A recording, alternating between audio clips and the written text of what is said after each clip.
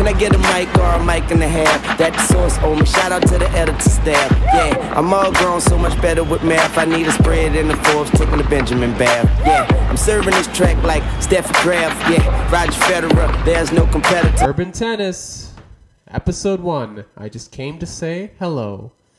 Welcome aboard, everyone. I am the author of Urban Tennis and the Man in His Racket blog, and we are welcoming you to the first podcast version of the blog. And as always, we're going to try to connect the best world of tennis, professionally, recreationally, and all those pop culture things that catch your eye, and a special focus on some social media elements. I'm going to introduce a co-host today. He will be a future contributor, and he's got a real passion for tennis stadiums. So, hello, co-host. Stadium love. Do, do, do, do, do. Yeah, I'm sure Toronto fans are a little sick of that song, but that's my nickname. Deal with it. Okay, great. Today's episode is going to be really heavy on the French Open, which starts really on Sunday. We're going to discuss the men's draw, and especially who's not in the men's draw. The women's draw, is it Serena's title pre-ordained? Then we're going to touch upon, obviously, stadiums, talk about Roland Garros. And lastly, Roger Federer has become a social media maven almost in the last couple of days. So that's on tap. Thanks for listening. Let's get this going. Okay, the men's draw came out today. Who's missing from the draw? Andy Murray, who has that back injury. Murray and Del Potro, who's also out. And we found out that we won't be having Nadal Djokovic. They're on opposite sides. So there's hope for Roger Federer, David Ferrer, and others. So really, should we be looking at who's not in the draw, or do we have enough, top-end talent that it really doesn't matter? What do you think? I think we have enough talent. I mean, having Nadal alone is a big get. I mean, put Nadal against anything, and it will put up an exciting match on clay. I'm talking about later matches, of course, but Nadal Djokovic, Nadal Federer, Nadal whoever, it will be a key matchup, and you'll have to see whether Nadal's also fighting against himself, fighting against his injuries, fighting against his reputation, fighting against the ghost of Nadal, you could say, if we gotta get spooky like that. So you're telling me that it's enough that, like, Nadal's in the tournament, it could be just a one-man show, essentially, right? Nadal facing history, going for the 8th title. Nadal trying to put that gold star on his injury recovery. Nadal versus Djokovic, which may be the de facto final in the semis. So you're saying Nadal's in it, you have enough storylines. But let's talk about the fact that Murray and Del Potro are not there. So that gives kind of a chance for another player to, come up and, get his. And I'm really looking at Tomas Berdych here, who's got a pretty good draw. He's in the Federer side. And he's someone I would never really trust to win 7 in a row to get a Grand Slam title. But I could see him winning 5 and really challenging for even a semifinal spot. And obviously, Tsonga's in that section. Gasquet, who's not in that section, but who's got a lot of talent. Do you think one of these players will come up and maybe get a surprise semi-berth or, maybe even a final berth? Or do you think it's going to be one of Ferrer or Federer coming out of the bottom half? Yeah, I still think it'll be one of Ferrer or Federer. I mean, that may be the boring answer, but I think we'll still see great tennis. I mean, we're seeing obviously changes in Federer's game. Ferrer's always kind of he's definitely always a top player, but he's never really gotten over the hump to go deep and win a Grand Slam, of course. Right. So you can see, yeah, obviously, like you said, Berdych, Tsonga, they could break out and they can get into a semifinal. And maybe some people you want to be watching who've had good performances on clay just this past couple of weeks, Jerzy Jankiewicz and Benoit Paire. So it'll be interesting, but I do think we're going to go to that Friday with Nadal Djokovic, and really that may be the day of the tournament. Now, looking at the women's side, Serena Williams has the longest winning streak of her career, 24 straight. And what's more astounding, the majority has been on clay. Has surface where she's only won one French Open in 2002, and the surface that really, we don't think of Serena on clay. So many are saying, is she the preordained favorite, or are we reading too much on the precursors and not enough on her past results, which had been kind of shaky. First round exit last year at the French Open. What do you think? French Open is always very difficult to predict on the women's side. You always have, this is usually the tournament where you see players who are maybe at the bottom of the top 10, like at the top of like 11 to 15, they break out and they make a final. Like that's the first time you saw Sam Stosur make a final, and then eventually led to her winning Grand Slams the following year at the U.S. Open, of course. So you could definitely see this is a big chance for a women player to break out. Even if you're facing Serena Williams, you still have a chance, of course. I mean, clay and women, they react weird. That may sound weird, but they react weird. Well, I think there definitely has. I know the issue on the WTA tour has been that there is no really fully formed top tier like in the men's side. But you can argue that I think there's 3 clear top contenders here. But there's going to be a player that we're not going to expect. Sarah Errani last year. Francesca Schiavone isn't a French Open champion. Sam Stosur you talked about. So there's definitely a chance where Serena Williams is going to be an absolute favorite here. But I think she said something pretty striking last week that her main contender is herself, that woman in the mirror. So it'll be interesting to see where, really even a slight off day for Serena on clay is more than a slight off day on grass or hard court. So she can, logically lose and the tournament could be busted open. So that'll be something we'll be looking forward to.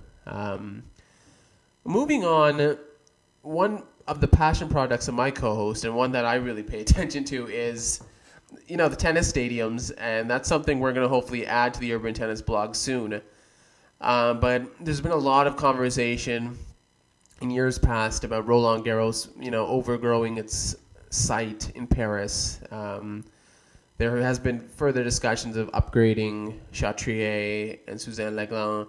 But, what do you think? Has Roland Garros, should it stay there? Are we, purists to think that it could still move? But what do you think? Roland Garros as a site, do you like it? Do you not like it? Any, improvements you can make to it?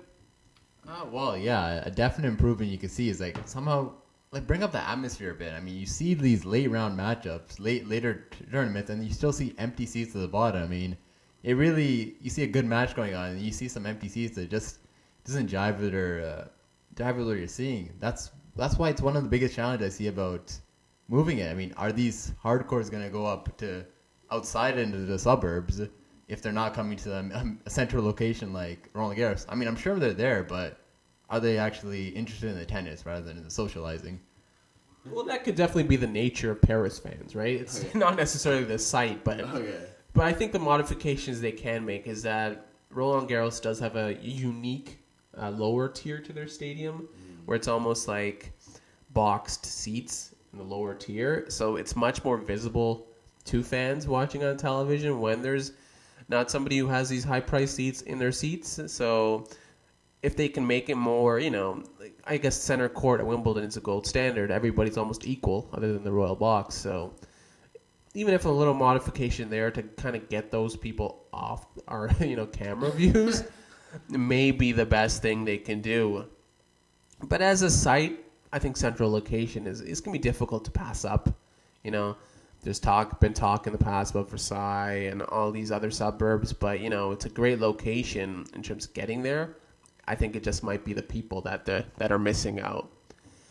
The last topic we'll be talking about before we go into our closing rallies on this Urban Tennis Podcast episode 1, thank you for listening once again, is Roger Federer at 31 this week has really taken the plunge into social media. He's got a Twitter account at Roger Federer, and just today on May 24th, he did his first AMA on Reddit. So 2 big steps. I'd like to ask my co-host, what do you think? What do you think of Roger Federer's initial plunge, and particularly his AMA today? What were your thoughts about that? His AMA was pretty solid. I mean, he answered a good variety of questions, just about anything from about his home country, Switzerland, to what kind of music he listens to. So it's what people really go to now. It's rather than watching a talk show interview now, like a lot of people are gonna look at what you do on your AMA, how you answer your Twitter questions. That's your public persona, and it's very important that Federer can show that. And so far, it's pretty good. I mean, the AMA and US coming is on the calendar, but the Twitter account was a big surprise this last couple of days. Yeah, I wrote last month, the post is titled Fans and Followers, that Roger Federer still has 12 million likes on Facebook, which is more than any ATP or WTA tournament player, sorry. And he's many times been suggested as one of the most popular athletes in certain countries. I think even Australia. That was brought up when Adam Scott won the Masters, that there was no golfer in the top 10, but Roger Federer was the most respected, most popular athlete in Australia, with Rafael Nadal number 3. So it'll be interesting to see. Roger Federer has been, thought of as more of an introvert and really socially not outgoing, or at least doesn't seem socially outgoing. But I think initially he's done really well. His first couple of tweets have been very sharp, and his AMA was very funny. And you got the insight, but you got a lot of comedy. I want to ask my co-host, what other players would you like to see an AMA with in the future? This may be a little bit of a cheat, but definitely want to say Andre Agassi. I mean, I remember seeing Agassi play an exhibition match. I think it was against Jimmy Connors.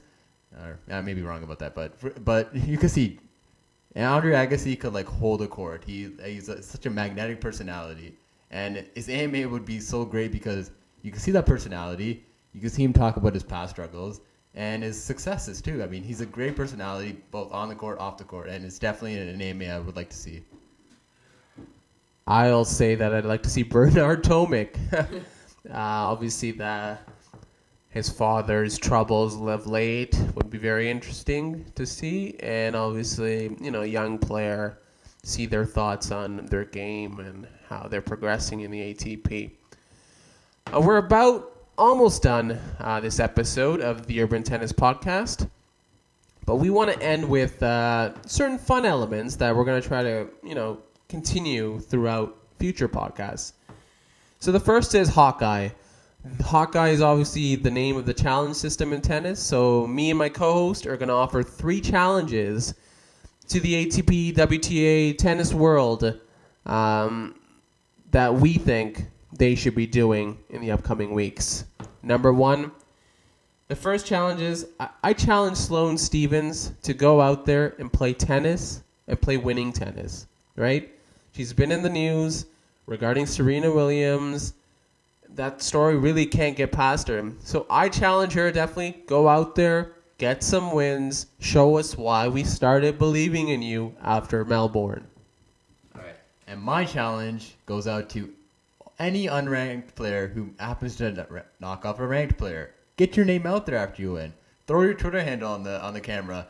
Let me know who you are so I can follow your career after. And the final challenge of this week is I challenge all those French fans to get there early and support tennis, okay? My co-host said it before. We don't want to see the empty seats. We know you're passionate. You have such a rich history of tennis, the 4 Musketeers. Just show us here in North America that you guys do love the game and you'll come out to support it. We like to do one thing here on the podcast, and we're going to do it for the first time, obviously, is the social media highlight of the week. And that is obviously going to be one thing today, and that is Roger Federer, who joined Twitter, and his first tweet was, "A little blue bird told me that the place to be is Twitter, so here I am." And that was his foray and entry into the Twitter world. Thank you for listening. You can keep reading us on urbantennis.wordpress.com. You can also find my work on intheneutralzone.com.